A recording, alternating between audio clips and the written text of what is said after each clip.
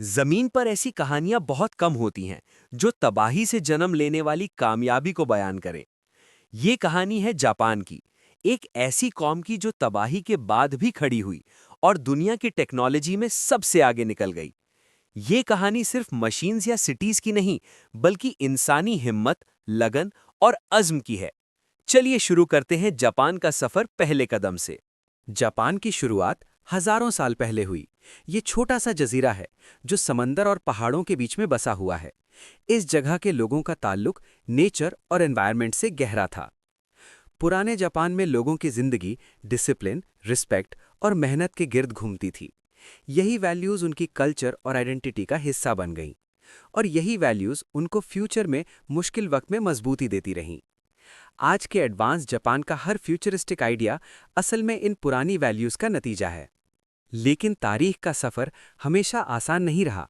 एक ऐसा मोड़ आया जिसने पूरी दुनिया को हिला के रख दिया। 1945 में दुनिया का सबसे बड़ा न्यूक्लियर अटैक जापान पर हुआ। हिरोशिमा और नागासाकी को बॉम्ब के जरिए बर्बाद कर दिया गया। लाखों लोग मारे गए, शहर तबाह हो गए और हर तरफ अंधेरा छा गया। मगर ये अंधेरा जापान के लिए सिर्फ फिजिकल नहीं, बल्कि मेंटल और इमोशनल भी था। ये एक ऐसा वक्त था जब हर शख्स को लग रहा था कि अब कुछ बचा नहीं। लेकिन इंटरेस्टिंग बात यह है कि जापान के लोगों ने नफरत या इंतकाम के रास्ते को नहीं चुना, बल्कि ये तबाही उनके लिए एक नया शुरुआत का सबब बन गई। ये हमेशा याद रखा जाएगा कि इंसानी अज़्म और हिम्मत किस हद तक जा सकता है। जब हर चीज़ बर्बाद हो गई, तभी उन लोगों की असली ताकत सामने आई। तब से लेकर जापान ने अपनी इकोनॉमी और सोसाइटी को रीबिल्ड करना शुरू किया। सबसे पहला फोकस एजुकेशन पर हुआ। स्कूल्स, यूनिवर्सिटीज़ और रिसर्च सेंटर्स को रीबिल्ड किया गया और यंग जनरेशन को नए स्किल्स सिखाए गए। फिर इंडस्ट्रियल रेवोल्यूशन का आगाज़ हुआ। जापान ने मैन्युफैक्चरिंग और टेक्नोलॉजी में इन्वेस्ट करना शुरू किया। कार्स, इलेक्ट्रॉनिक्स और मशीनरी, सब में उन्होंने क्वालिटी और इनोवेशन को सबसे पहले रखा। धीरे धीरे ये छोटा सा जजीरा इकोनॉमिक पावर और ग्लोबल ट्रेड में एक नाम बन गया। हर छोटी फैक्ट्री से लेकर बड़े स्काईस्क्रेपर तक जापान ने दिखाया कि मेहनत और विजन मिलकर दुनिया को कैसे बदल सकते हैं। लेकिन ये सिर्फ इकोनॉमी का सफ़र नहीं था, ये उनकी टेक्नोलॉजी और इनोवेशन की कहानी की शुरुआत भी था। आज जापान दुनिया का टेक हब है।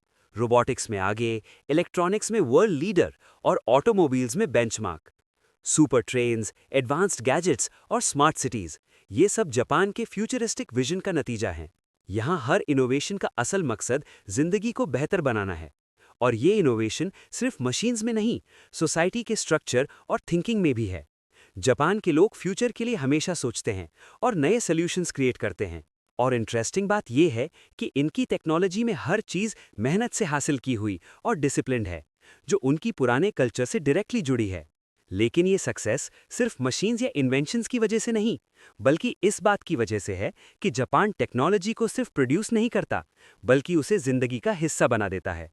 अगर आज आप जापान की स्ट्रीट्स, स्टेशंस या बिल्डिंग्स देखें, तो आपको फ्यूचर किसी साइंटिफिक फिक्शनल मूवी में नहीं, बल्कि रियल लाइफ में चलता हुआ नजर आता है। यहाँ टेक्नोलॉजी सिर्फ लैब्स तक महदूद नहीं, बल्कि रोजाना उनके हर कदम के साथ चलती है। जापान ने एनर्जी के लिए सिर्फ पावर प्लांट्स पर भरोसा नहीं किया। यहाँ कुछ शहरों में लोग जब चलते हैं तो उनके कदमों से भी बिजली पैदा होती है। स्पेशल फ्लोर्स लोगों के फुटस्टेप्स को एनर्जी में कन्वर्ट कर देते हैं, जो लाइट्स, स्क्रीन्स और सेंसर्स को पावर देती है। और फिर आती हैं जापान की मशहूर बुलेट ट्रेन्स, शिनकनसेन। ये ट्रेन्स सिर्फ तेज नहीं, ये दुनिया की सबसे डिसिप्लिन ट्रेन्स हैं। जापान की बुलेट ट्रेन्स 300 से 320 किलोमीटर पर आवर की स्पीड से चलती हैं, लेकिन फिर भी सेकंड के हिसाब से टाइम पर होती हैं। स्टेशंस हो, हॉस्पिटल्स हो या फैक्ट्रीज, जापान ने स्मार्ट सिस्टम्स और ऑटोमेशन को इंसान का मददगार बनाया। यहाँ मशीन्स का काम लोगों की जगह लेना नहीं, बल्कि उनकी जिंदगी को ज्यादा सेफ और आसान बनाना है। इतनी एडवांस टेक्नोलॉजी के बावजूद जापान की असल ताकत मशीन्स में नहीं, बल्कि उन लोगों में है जो इन मशीन्स को जिम्मेदारी के साथ चलाते हैं। जापान की सोसाइटी डिसिप्लिन्ड, हार्ड वर्किंग और रिस्पेक्टफुल है। टीम वर्क और पंक्चुअलिटी यहाँ के लोगों की पहचान है। जापान में हर चीज़ डिसिप्लिन के साथ होती है। ट्रैफिक रूल्स हो, पोलिंग हो या फिर ट्रेन एंटरिंग लाइन हो। अगर कोई इंसान रोड क्रॉस कर रहा हो तो सारी गाड़ियां रुक जाती हैं, ना कि हमारे पाकिस्तान की तरह कि लोग और स्पीड अप करने लगते हैं। ये वो लोग हैं जो समंदर और पहाड़ों के बीच बड़े हुए और उनका नेचर से कनेक्शन इनकी कुव्वत बर्दाश्त और मेहनती होने का राज है। हर सिटीजन में एहसास जिम्मेदारी और मुल्क का लिहाज है जो इन्हें दुनिया से यूनिक बनाता है।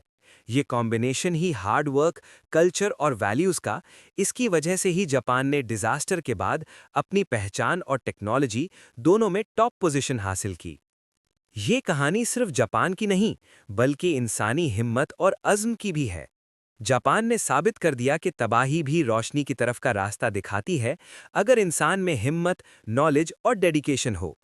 आज का जापान एक फ्यूचरिस्टिक और एडवांस्ड नेशन उन लम्हों का नतीजा है जब ये लोग सब कुछ खत्म होने के बाद उठकर नए सपने देखने लगे।